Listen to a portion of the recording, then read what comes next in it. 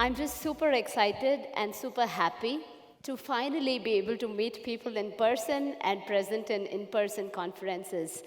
We're talking about applied artificial intelligence today, but I just am very glad there's nothing artificial about our meetups and our in-person presence anymore.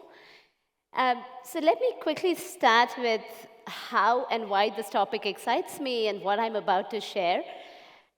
Having been in this field for about a couple of decades now, in various capacities, particularly consulting, I've had the privilege to work with dozens of customers across industries. And if there's one theme that stands out for me in terms of what I heard from every single one of them when we discussed AI, it was always about, hey, let's start something small. Let's do a pilot. Let's do a POC. Let's see where it gets. So the thinking was always in terms of what can we do in the lab? What can we do in the garage?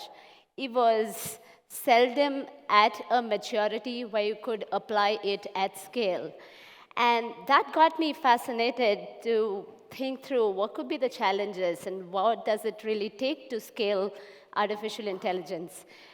That was the juncture at which I got to work with Google Cloud, and I felt a bit like a kid in a candy store because we have about 8 billion plus user applications, so consumer applications which all use AI at the back end, and it was amazing to see that. So what I'm about to share with you today is a little bit of that excitement that I experienced while looking at Google and its whole ecosystem from within. I'll also share a bit of that outside view. We'll get less narcissistic and try to take a look at what's beyond Google, what's out there in the industry that's really ticking in our customers' minds in terms of use cases. Then we'll cover a little bit around the challenges with scaling AI and what we are trying to do to help overcome that. So quickly getting to it, Google is an AI company, we're best known for this. And I was just trying to dig into just how deep in our DNA it is and how it has really scaled over the years. So if you look at this little graph here, we looked at Google Brain, which is essentially the research side of Google. And the hockey stick curve that you see there shows over about 7,500 directories with just Google projects running. That's just the number of AI projects we used to run, and this was about 5 years ago, by the way. If you look at this series of applications on the right side, you're pretty familiar with most of them, be it a Gmail or a Photos or a Drive. They all use AI extensively at the back end. So let me just give you a quick example of how we use that. If you haven't tried this out on your Android phones, it's a really cool thing to check out, and I'd strongly encourage it. So Google catalogs all of your photos into these albums, and you have an ability now to search by text. So if I want to look up all the vacations that I've had in the hills, or if I want to look up all the beach pictures, or search for dogs, or whatever, I can do that, and Google's pretty accurate. In fact, what spooked me out a couple of months ago was my now 11-year-old daughter was there in some of my albums. And then her newborn pictures were there as well. And then Google pops up this prompt to say, is this the same person? Like, OK, that's quite something to relate how a newborn would look with how she looks 11 years later. So that's one example of how Photos uses AI. Moving on to Gmail, this is something that a lot of you must be familiar with as well. You try to type a response, and Google auto-suggests a lot of it. Google Translation is another cool example. So what you see here is an exit board in English. And let's say you're not a person who speaks English. All you need to do is point your phone at it. And this, by the way, is an example of your AI model living on the edge. So the AI model is actually on your phone, and it's trying to translate that in real time and help you understand that signboard in a language that you can understand.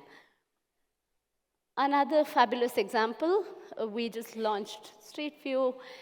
You must be super familiar with it, must have tried it out on maps as well. So we have about 23 billion or more words in Wikipedia. And what we found was that Google, with its really huge repository of images that we have over 43 billion lines of text in there waiting to be mined. And I'm sure the reason I quote this is because this could be equally inspiring for other companies as well. You might be sitting on a mine of data, could be images, could be text, could be whatever else. There is plenty to be mined in there. So just by looking at our images, there was so much we could do. We looked at how we could read traffic lights. We looked at whether there were street numbers, business names, and so on that we could actually pick from these images. And this is a large part of what makes maps as powerful as it is. Here's another cool example from another consumer app that Google has, the Chrome browser that you all must be super familiar with.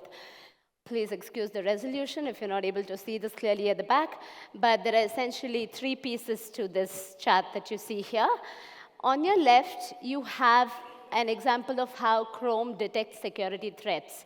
Security is a huge area of application of AI, and there are plenty of examples around how just typing a certain URL to actually doing more intelligent threat detection proactively is all built into Chrome, and it warns you before any harm could be caused to your computer. The middle chart is more around, let's say you've browsed some travel-related info, and the next time you're trying to take a trip to Yosemite, as is the example here, it can give you all of the related information. This is just based on what you've browsed, what you may be interested in, plus the different things like what's the weather like there, what does it make sense for you to pack, and so on. So this could be a cool way to use AI just to figure out what are the related pieces of information to what you're searching. The final example I have there is around the little icon that you see to the right of where you type your URL.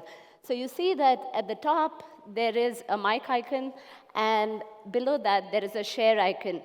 Now, the intelligence behind this is that, let's say I'm sipping my coffee in the morning and reading my newspaper, and I do want something that I just want to share because I found it interesting. Because you're stationary, you can detect it and put in the share icon in there, which is more relevant to your context, as opposed to, let's say I'm traveling, I'm on a cab, and I've found something interesting. I might want to use the mic to talk through what I want and get to the website that I want. So this is just an example of how contextual awareness is being built into consumer apps. A small example, but has several implications that can hold true for any consumer application. Here's another really cool area of research that I feel very proud to talk about. Imogen is, well, a lot of people might be familiar with DALL-E, but Imogen is actually where it all originated. Imogen and Party are both huge areas of research within Google Brain. Imogen is more a diffusion model. So what it does is it can take these little pixels in your images, so you have dots that are, let's say, spread farther across. If you want to reconstruct an image, or if you want to, let's say, recolor an image, you've got a black and white, you want to make it a color, I want to crop or edit certain parts of the image, this is the perfect model that you'd use. Now, Party is a perfect complement to it because, like the name says, pathways, auto-regression. So auto-regression is what it uses.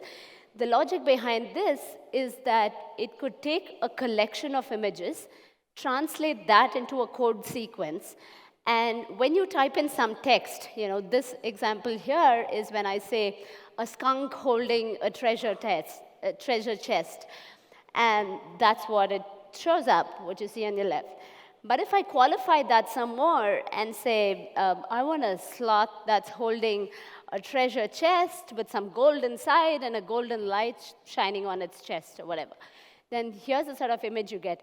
So the point I'm trying to make is this whole marvelous piece of intelligence, which can actually take text and reconstruct images from it, is pretty cool, and there are really these 2 ways to do it at the moment. There's Imogen and Party, and DALL-E was something that was taken over by OpenAI. They built upon Imogen, and that's how DALL-E came about. It's a really cool thing if you want to try and get a feel for how this works.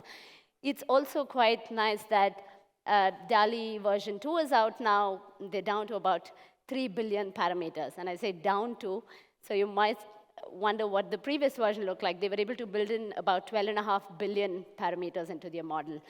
So that's what it is when we talk about applied AI, and that's where my fascination for scale got satisfied to quite an extent. A final example from the narcissistic lot that I'll wind up with is from Google's own data centers.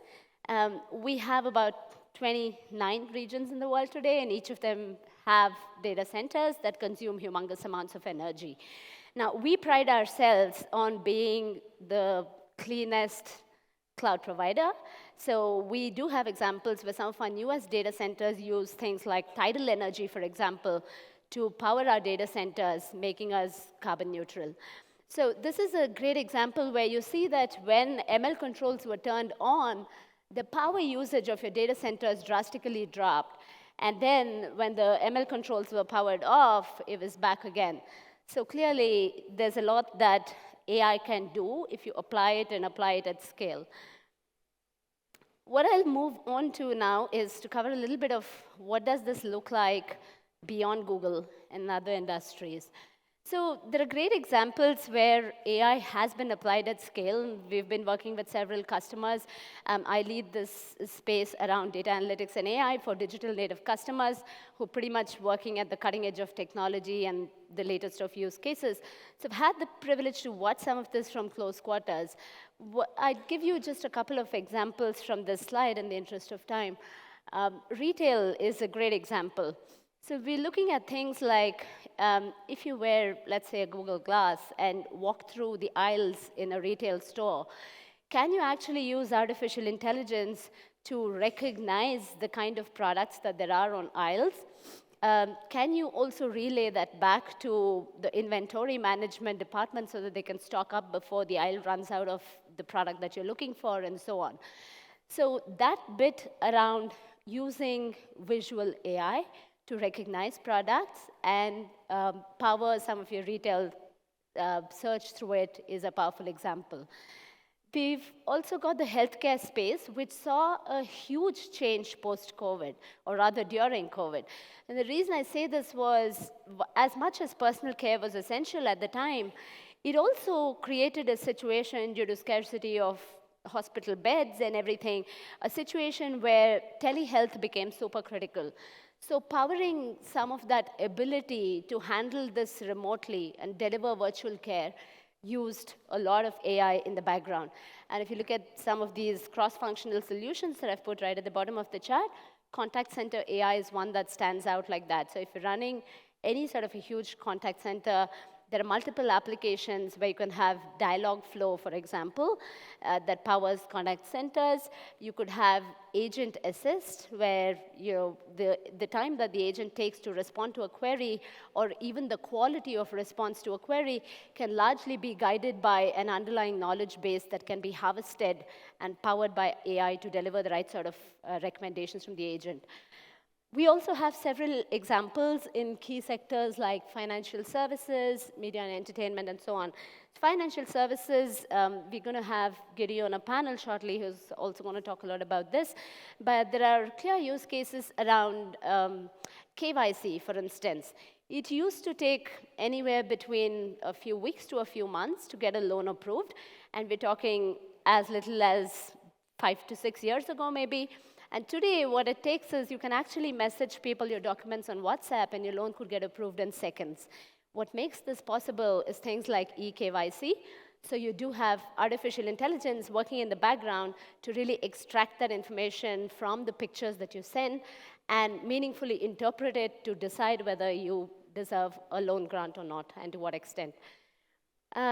The classic examples in the media entertainment space. Again, this is a super cool space that's evolving at breakneck speed in terms of technology. So you've got the likes of shots. You've got videos that are being uploaded by the content creators who participate in the content creator economy, which is a big deal today. So handling all of this would also mean that you are intelligently able to harvest information out of video. Now, how do you do that? Artificial intelligence, again, you've got to have video intelligence APIs which can draw out metadata from your videos so that if somebody else comes looking for similar content, you're able to meaningfully provide recommendations that matter to them. And you'll see this at play with YouTube a lot. So moving on, from the tech side, here is a summary of the key kinds of APIs that you see a lot of adoption for across these use cases that I talked about. So this Vision AI, which helps recognize images, and you can generate insights from those images. There's also speech to text, text to speech. We talked a little about this when we talked about contact centers. I'll just cover two of these in some detail. Doc AI is an interesting one. So if you have again, this has applications in the financial sector, but if you do have documents to be processed at huge volumes, particularly applicable for fintechs, which form a big part of our digital native customer base, you're talking about processing these documents manually today. And there are really cool ways to do this, and this combined with translation in a way is super useful in situations like when you want to process invoices, when you process loan documents, and so on.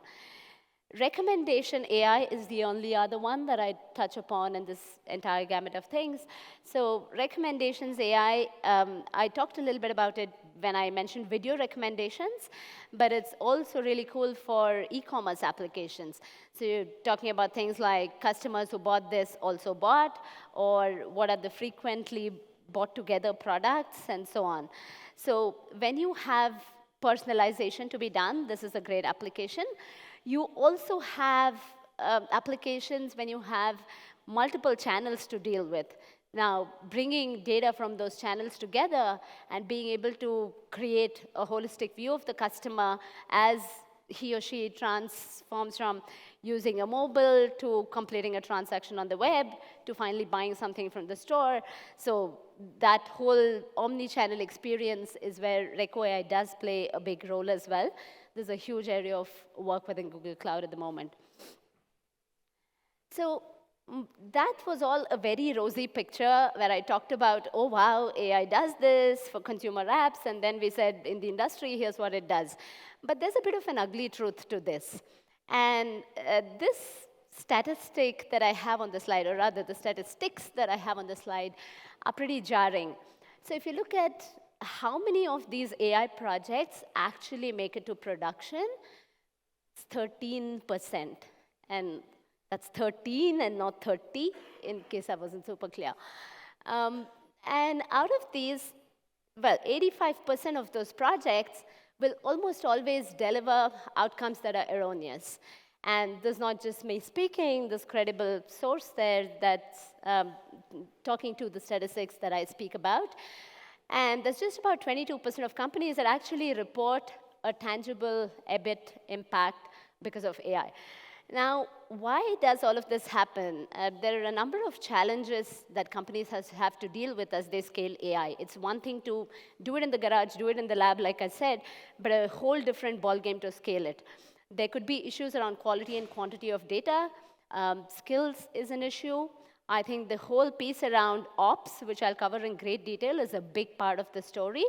And the whole mindset around moving from handling AI for the fancy of it, or for, I would say, the interest of it, to say, let's get this to be accurate, is very different from let's get this to scale. So the mindset change is a big deal as well.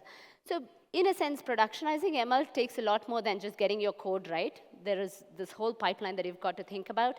How am I going to collect data, process data, get it actually ready for ML models to be built? Finally, how do I deploy and really manage them and make sure that the training serving skew is handled, your model just doesn't drift on accuracy, and so on.